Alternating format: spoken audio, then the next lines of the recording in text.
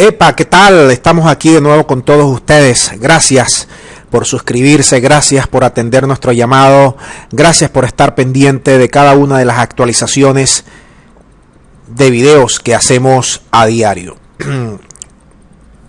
Este video tiene que ver con el diario The New York Times. Él acaba de sacar un reportaje que cuenta la historia entre Maduro y el Grupo Polar y Mendoza. Y esto nos sirve a nosotros de referencia y a su vez de reflexión. Y una reflexión que deben hacer los chavistas, no tanto los opositores, que han mantenido una línea clara en muchos de estos aspectos que voy a citar en este artículo del New York Times. Y esto, amigos míos, ya déjame colocar. Ustedes saben que aquí en la época dura, 2016, 17, 18, cuando era una escasez de casi 40%, cuando los productos se volaban casi a un 40, 50% hacia Colombia y otros países,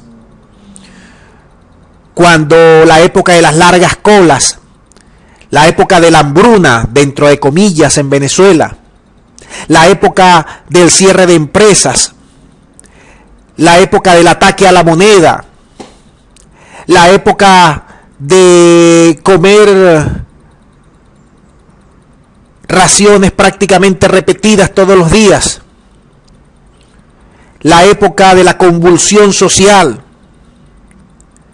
la época donde los empresarios eran los culpables de todos, la época del control de precios, la época del Cadivi, del SIDME, del SICAT, la época de los dólares, de la suspensión de los dólares, la época de Obama y 2015 y todo lo que tiene que ver con la seguridad, Venezuela, seguridad, inseguridad para Estados Unidos. Una época dura para el pueblo venezolano. Una época también que supuso un enfrentamiento crudo, frontal entre Maduro y Lorenzo Mendoza, jefe de la mayor empresa oligárquica y oligopólica de alimentos, de agroindustrias en el país.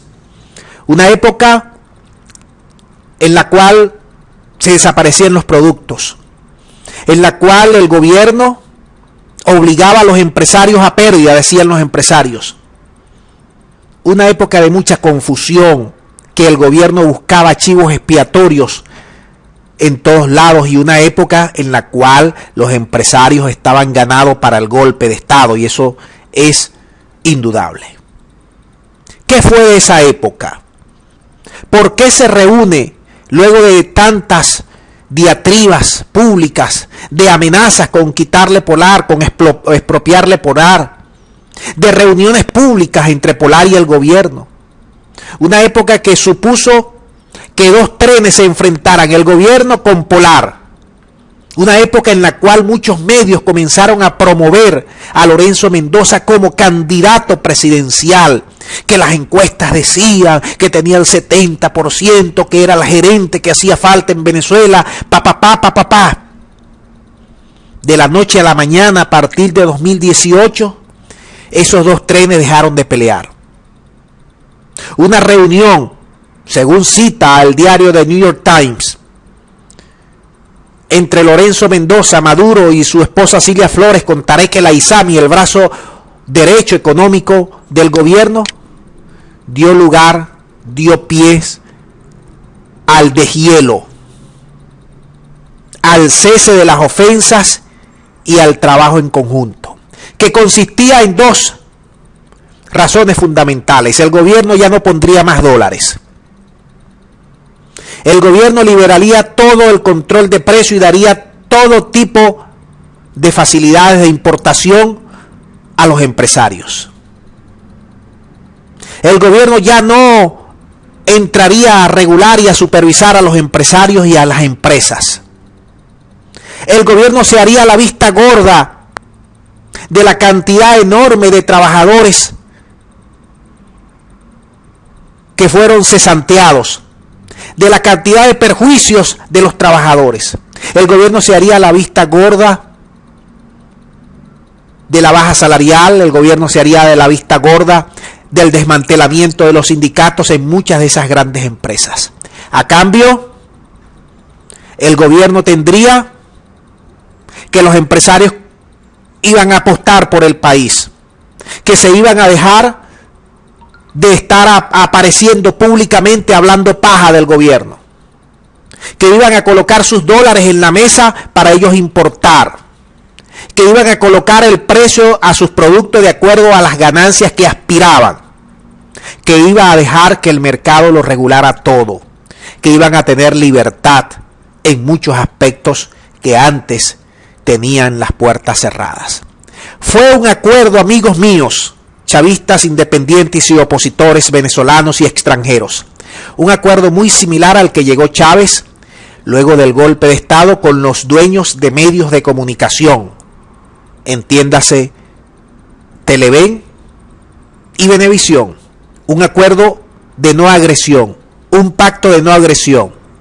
Y Maduro en este tiempo iba a facilitar a los empresarios todas las empresas que Chávez había expropiado. Poco a poco Maduro las iba a ir liberando, sin que nadie se enterara. Las iba a alquilar, las iba a dar en concesión, las iba a prestar, las iba a vender. Poco a poco Maduro ha ido colocando un sistema capitalista, duro, pero él dice lo contrario, él dice ser socialista. Poco a poco Maduro, con sus engaños, un hombre habilidoso para engañar, para cambiar de colores, un hombre sin escrúpulos desde ese punto de vista, para la mentira, para la inquina, para mantenerse en el poder. Poco a poco estamos viendo cómo Maduro dejó dolarizar la economía, dejó que los empresarios hicieran con los precios lo que les diera la gana, dejó que el salario se pulverizara,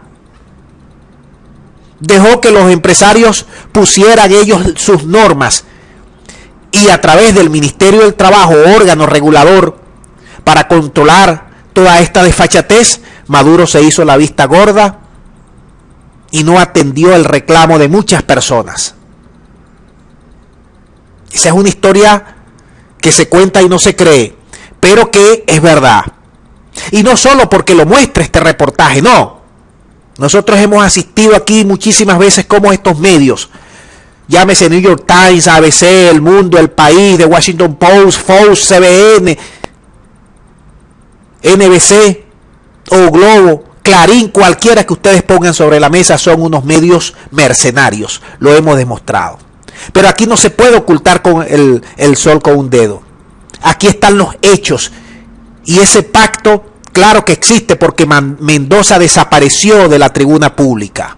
Mendoza más nunca se le vio en Venezuela hablando de la paja que jode. Mendoza dejó de estarse promoviendo, dejó de estarse queriendo públicamente. Y Maduro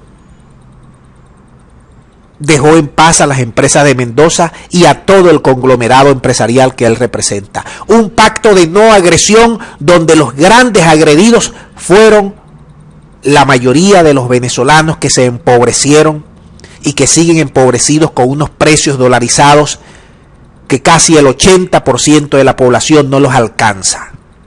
Solo un 20, un 15% tiene acceso por distintas razones, por remesas, por negocios, por robo, por corrupción, por enchufe, por ahorros, por habilidades distintas, pero que está exenta el 90, el 80% de la población.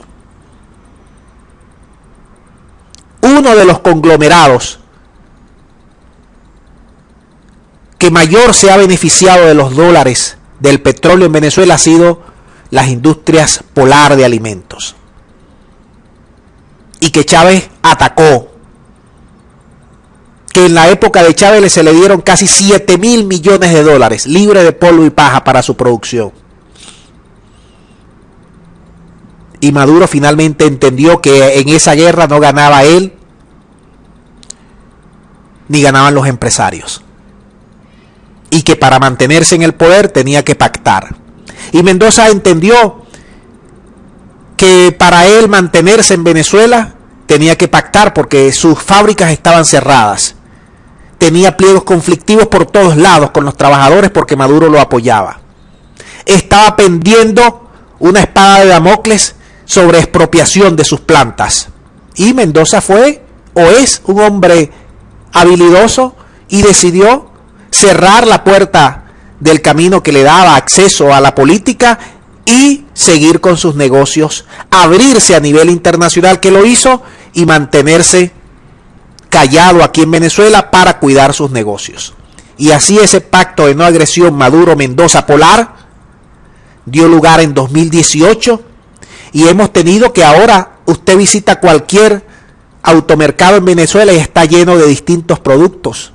Claro, la diferencia es que como anteriormente, si antes no había, ahora hay, pero no tienes para pagarlo.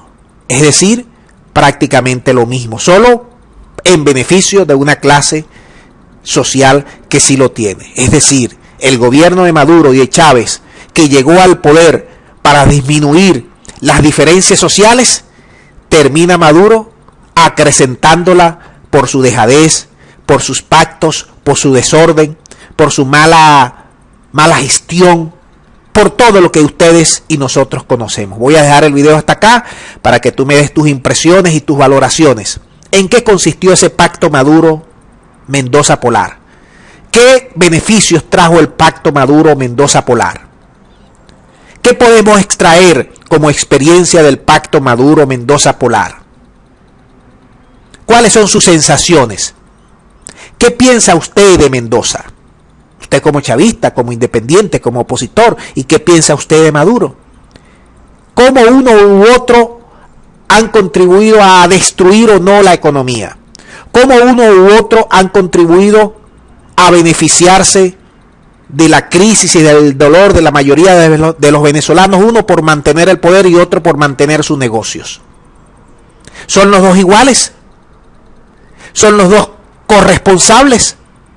¿Qué piensa usted? Déjame tus impresiones para seguir analizando este complejo tema. Muchas gracias y será hasta la próxima.